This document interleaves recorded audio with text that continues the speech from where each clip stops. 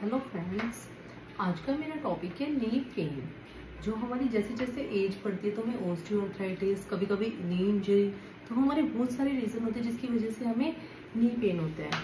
तो knee pain में हमारे 5 रीजंस आते हैं। फर्स्ट आता है हमारा मीडियल साइड, देन हमारी आती है लेटरल साइड, देन आती है फ्रंट, देन आती है बैक। एक हमारा होता है पटेलर पेन, जो हमारा जॉइंट लाइन यहाँ से यहाँ रेडिएट करता है। तो जो फर्स्ट हमारा आता है मीडियल साइड, इस साइड जो हमारा पेन आता है ज्यादातर वो हमारा आता है ऑस्टियोआर्थराइटिस। देखो जरूरी नहीं है कि वो इसी रीजन में आएगा, वो नी में कहीं भी आ सकता है, बट मेनली इस रीजन में होता है। या फिर जो हमारा मीडियल मेनिस्कस होता है या लिगामेंट का पेन, इस साइड आता है हमारा खाली जो लिगामेंट होता है, लेटरल कोलेटरल लिगामेंट की वजह से पेन आता है। पोस्टीरियरली जो हमारा यहाँ पे होता है नी के नीचे, वो हमारा आता है सिस्ट।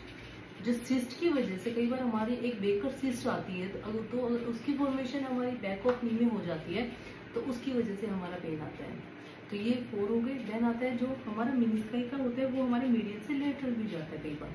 और जो पॉइंट पेन होता है ये होता है पैटेलो-फीमोरल जॉइंट। उसकी वजह से पटेलर जो हमारी बोन होती है ये वाली, जो ऐसे मूव करती है, इसकी वजह से जो पेन होता है तो पैटेलो-फीमोरल पेन होता है। देन अब हम बताते हैं कि जो नॉर्मली जो एक्सरसाइज, अगर हमें ऑस्टियोआर्थराइटिस है या थोड़ा बहुत पेन है, देखो हर कंडीशन में अलग होती है, लेकिन मेनली मैं आपको बता रही हूँ जो ऑस्टियोआर्थराइटिस होता है उसके लिए जो एक्सरसाइज आप कर सकते हो।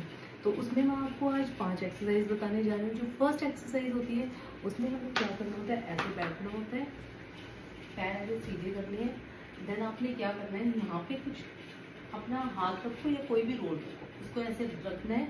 देन आपने प्रेशर देना है ऐसे 1 2 3 4 5। देन आपने फिर से रिलीज करना है, अगेन प्रेशर देना है, फिर से रिलीज करना है। ऐसे ही आपने कोई कपड़े का रोल बनाना है, यहाँ पे रखना है इनको नीचे, या आप नॉर्मली भी ऐसे प्रेशर दो नीचे हील से, फिर उसको रिलीज करो, फिर से प्रेशर दो, फिर से रिलीज करो। ये सेकेंड एक्सरसाइज है।